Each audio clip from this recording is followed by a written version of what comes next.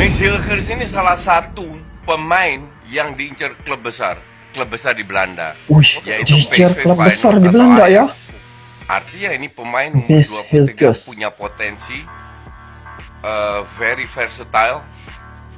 Gue juga kaget dia mau ke sini. Gue feeling gue dia akan milih Belanda karena dia udah nempel lah dengan timnas Belanda. Nempel. Tapi mungkin dia ngeliat pesaingnya di Belanda. Nah, ya. ini. Padahal nih, ramai pesaingnya di Belanda, guys. Tapi semua bagus-bagus mainnya kan. The Vrij, Timber, Mickey van der Ven. Oh iya. Ajax Ini pemain-pemain Belanda nih yang disebutkan nih. Kiri. Oh, kiri. Jangan lupa Van Hekke. Oh iya. Udah masuk. Itu. Ada 6. Posisi 2. Belum yang wingback, Geertruida, Timber, Aku bisa geser. Ake. Oh ya, Ake belum gue Entah sebut. sejak banyak pemain dari Belanda diambil ya, Kayaknya susah nih. dinaturalisasi. 7-8 center back yang udah levelnya di atas dia. Itu make sense banget. Dan Kecuali kalau dia tahun depan, feeling gue dia tahun depan pindah ke Ajax, PSV atau Feyenoord. Di sana dia performanya bagus, mungkin bisa dipanggil. Tapi kayaknya dia nggak sabaran juga dan dia merasa ditambah faktor Indonesia dari keluarganya. Dia Oh pikir, betul ya lah, keluarganya kan Di skema berdarah 3 Indonesia kan dia nih. kanan. oh kanan di posisinya Ridho Rizky kan. Ridho. Oh posisi kanan. Mas Arya mungkin ada ditambahkan dari soal Max Hilgers ini. Iya, ini kan sebetulnya dua-duanya Yes, tuh udah yes. dideketin lebih awal ya dibandingkan. Ya udah lama. Iya, yang oleh Romney lah, yang segala macam yang datang belakangan. Oleh siapa? Romney. Siapa? Romani. Romney. Tapi betul lah guys, bila dilihat ya, Max Hilgers nih mempunyai nilai yang sangat tinggi ya. Saya ada melihat lebih kurang 7M nilai pemain yang bernama Max Hilgers ini. Dan dia memilih Indonesia nih ya, mungkin salah satu daripadanya adalah karena persaingan di Belanda ini sangat ramai. Tetapi dia juga diincar oleh klub-klub yang besar. Dan dia memilih Indonesia. Memang dia sangat bijak lah guys. Kenapa dia ambil Indonesia ataupun memilih Indonesia sebagai tempat dia mencurahkan bakti ataupun ingin membela timnas Indonesia. Karena dari alur dia punya keturunan ini adalah keturunan Indonesia. Jadi oleh karena di Belanda mungkin terlalu ramai ya pemain-pemain yang hebat-hebat ini, maka dia memilih Indonesia untuk membela timnas Indonesia. Lagi-lagi saat ini bila melihat dari segi pencapaian timnas Indonesia, ramai ya pemain-pemain yang mempunyai darah keturunan Indonesia nih coba untuk gabung dengan timnas Indonesia. Tetapi ya federasi pastinya akan menapis mana yang terbaik yang sangat cocok untuk menjadi pemain timnas Indonesia ataupun gabung dengan timnas Indonesia. Dan saya kira sebelum ini hadirnya Martin Paes itu merupakan pemain yang terbaik ya. Ternyata Martin Paes bukan orang terakhir ya, ataupun bukan yang terbaik terakhir. Ternyata ada banyak lagi, ramai lagi pemain-pemain yang baik ini ya untuk timnas Indonesia. Jadi untuk timnas Indonesia ini apabila masuk ataupun gabung dengan timnas Indonesia, pasti mereka adalah yang terbaik. Jadi ada ramai lagi pemain-pemain terbaik yang saya rasa akan gabung dengan timnas Indonesia. Jadi ini merupakan satu kekuatan baru untuk timnas Indonesia bagi menghadapi timnas Bahrain dan juga China ya. Dan saya ada melihat ya minggu yang lepas Max Hilgers dan Eliano ini ternyata mereka ini di Belanda klub yang berbeda. Saya ingat sebelum ini Max Hilgers dan Eliano ini satu klub, ternyata berbeda klub dan mereka sempat ada perlawanan ya. Saya ada melihat itu, dan di Indonesia mereka bersatu guys. Jadi itu keunikan di Belanda mereka berbeda klub, tapi di Indonesia mereka gabung untuk membela timnas Indonesia. Kedua-dua ini adalah pemain yang bagus ya guys. Baik di klub Eliano maupun klub Max Hilgers. Jadi kedua-dua pemain andalan ini masuk gabung dengan timnas Indonesia. Apa yang akan jadi sekiranya ini gabung? Nanti kalian komen di bawah guys. Terima kasih Indonesia. Oh ini Max Hilgers Eliano. Ini wajah-wajah yang terlihat kalem ya, cenderung tertekan. Macam mana tertekan ya? Tapi ialah baru gabung kan, baru menyelesaikan diri. Rasanya bila mereka sudah gabung dengan timnas Indonesia dan mereka sudah latihan bersama, dia akan merasai bagaimana rakyat Indonesia ataupun pemain-pemain timnas Indonesia ini, keramahan orang-orang Indonesia ini. Jadi bila gabung dengan timnas Indonesia pasti mereka akan lebih betah lagi ya, rasa betah di Indonesia, kerana bila saya melihat ya, feedback daripada pemain-pemain yang dinaturalisasi terhadap bagaimana perasaan mereka setelah gabung dengan timnas Indonesia, rata-rata daripada mereka sangat terkesan ya, bukan sekadar dari tim sepak bola itu, tetapi dari segi rakyat Indonesia ataupun pendukung-pendukung timnas Indonesia yang sungguh luar biasa atmosfernya guys. Mereka memberi dukungan lagi-lagi dalam satu stadion bersama-sama menyanyi lagu kebangsaan Indonesia untuk memberi dukungan, untuk memberi motivasi terhadap pemain-pemain ini. Jadi mereka kalau di Belanda ya mengatakan mereka ni bukan siapa-siapa. Untuk berfoto-foto itu adalah perkara biasa, tetapi di Indonesia luar biasa ya. Jadi kalau di Indonesia ini dari segi menghargai orang luar ataupun pemain-pemain timnas Indonesia ini sangat luar biasa ya. Inilah yang menjadikan orang asing pun sampai datang ke Indonesia ingin melihat bagaimana atmosfer pendukung-pendukung timnas Indonesia. Bukan saja orang luar, kami sendiri pun guys datang ke GBK ya, ingin merasai bagaimana atmosfer Ultras Garuda ataupun pendukung timnas Indonesia itu cukup luar biasa. Dari luar stadion lagi sudah diarak ya dengan kembang api, dengan lagu yang serentak, memakai kaos seragam ya. Sampailah dalam stadion mereka memberi dukungan ya dengan memenuhi satu stadion itu guys, dengan membawa bendera dan juga ada satu kertas merah diangkat. Itu yang cantik saya lihat ketika dia seperti ombak guys. Jadi dua pemain ini bakal akan tampil untuk menghadapi timnas Bahrain dan juga China.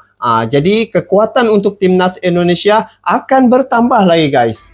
Ketika kualifikasi Piala Dunia 2026 zona Asia dimulai, tak ada negara lain yang menduga bahwa Indonesia akan membuat gelombang besar di panggung internasional. Pertandingan mereka melawan Australia yang sebelumnya 100 negara berebut hak siar berubah menjadi momen yang disaksikan ratusan juta mata di seluruh dunia. Antusiasme penonton di GBK ini betul lah guys, yang luar biasa terhadap timnas Indonesia dari para ini saya ada melihat sama-sama nih di GBK. 48 negara membeli hak siar pertandingan saat timnas Indonesia melawan Australia dalam laga kualifikasi Piala Dunia. Namun setelah laga itu, negara-negara di luar Asia, bahkan dari Eropa dan Afrika, berbondong-bondong ingin menyaksikan perjalanan timnas Indonesia. Inilah saya lihat dengan kombinasi gabungan timnas Indonesia yang dibentuk dalam tempo yang singkat guys. Bukan memakan masa sampai 6 bulan begitu ya. Tapi Coach Sintayong bisa membentuk satu tim yang kuat dalam tempo yang singkat ya. Mungkin dalam 1 minggu ataupun 2 minggu begitu, dia boleh menjadikan tim itu serasi. Lihat saja Martin Pais tampil perdananya menentang Arab Saudi dan juga Australia. Itu merupakan penampilan yang baru ya, ataupun ketika menghadapi Arab Saudi itu penampilan perdananya, tapi bisa kombinasi dengan baik sekali dengan semua pemain. Jadi hari ini bila melihat pencapaian timnas Indonesia yang seringkali menjadi sorotan publik dan juga media-media tempatan dan juga media-media internasional, melihat dengan jumlah penonton yang ramai, maka mereka juga ingin mengambil bahagian ya untuk hak siar apabila timnas Indonesia bermain. Jadi apa keuntungannya? Salah satunya ialah dari segi kemasukan pasti ada untuk Federasi Sepak Bola Indonesia. Dengan keuntungan ini akan dapat lagi memberi keselesaan pada pemain-pemain, mungkin dari segi untuk renovasi padang ataupun stadion, ataupun untuk digunakan untuk keperluan pemain-pemain timnas Indonesia seperti yang berlaku sekarang ini guys. Apabila timnas Indonesia main di Bahrain ya, kalau ikut perjalanan melalui pesawat, dia banyak transit guys. Ada yang tunggu 1 jam, 2 jam begitu. Ada beberapa tempat transit. Tetapi apa yang berlaku, timnas Indonesia ataupun Federasi Sepak Bola Indonesia langsung menyewa pesawat khas terus ke Bahrain. Jadi dari segi kelelahan pemain ini tidaklah terlalu lelah ya, kerana mereka tidak banyak transit.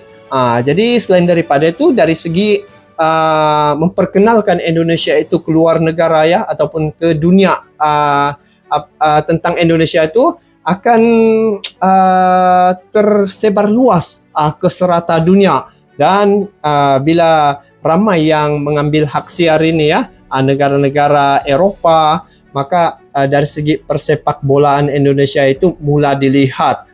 Ternyata Indonesia dia telah mengorak langkah, berada dalam satu tahap yang sangat positif ya, sehingga bukan saja di dalam negara Indonesia itu teruja ataupun kagum melihat perkembangan sepak bola di negara mereka, malah negara-negara Asia Tenggara ini juga ya turut kagum melihat penampilan timnas Indonesia dan juga pencapaian yang mereka miliki. Hari ini Indonesia satu-satunya yang melaju pada putaran yang ketiga, dan bila melihat apabila tampil dua pemain ini, Miss Helges dan juga Eliano, ini akan memperkuatkan lagi timnas Indonesia. Dan saya melihat ada 27 pemain timnas Indonesia ni yang sudah dipanggil oleh Coach Sintayong bagi menghadapi tim Bahrain dan juga China nanti. Jadi guys, apapun untuk timnas Indonesia saat ini, perjuangan kalian ya sudah begitu cukup panjang. Selangkah lagi timnas Indonesia bakal akan menuju ke Piala Dunia. Jadi ini merupakan sejarah untuk Indonesia membawa timnas mereka sampai ke level dunia. Dan kalau sebelum ini menghadapi Bahrain 12 tahun yang lalu, Indonesia dihajar ataupun dikalahkan 10-0. 10-0 guys, 12 tahun yang lepas. Tapi kali ini saya yakin dan percaya timnas Indonesia tidak lagi seperti timnas yang dulu. Kerana bila melihat pemain-pemain timnas Indonesia sekarang ini, lihat saja Indonesia pernah menghadapi tim nomor 1 dunia ya, iaitu Argentina. Kalian mungkin masih ingat sejak Pak Erick Thohir mula-mula menjabat dia sebagai ketua umum, saat itu dia mengundang Argentina untuk laga persahabatan dengan timnas Indonesia. Itu merupakan satu permulaan yang baik bagi mengasah mental para pemain. Hari ini bila menghadapi timnas Australia, mereka tidak gentar. Bila menghadapi timnas Arab Saudi, mereka tidak gentar. Nah, tanggal 10 hari bulan ini timnas Indonesia akan menghadapi timnas Bahrain. Di situ saya rasa timnas Indonesia tidak ada getarnya, kerana Indonesia sudah menghadapi tim nomor 1 dunia yaitu Argentina sebelum ini. Kalau sebelum ini juga Arab Saudi mengalahkan ya tim Ronaldo, tetapi Arab Saudi Indonesia bisa imbang.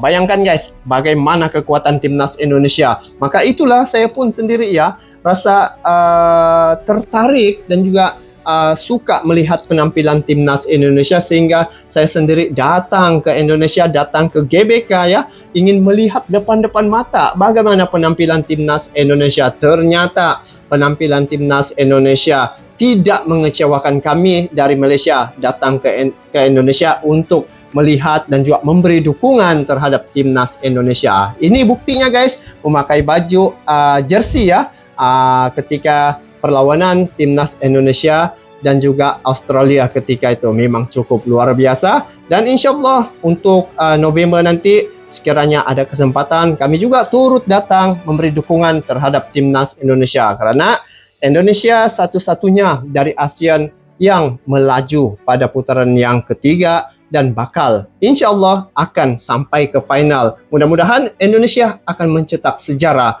Jadi itu saja untuk kali ini, kita bertemu lagi guys di video akan datang. Sampai jumpa lagi. Assalamualaikum warahmatullahi wabarakatuh.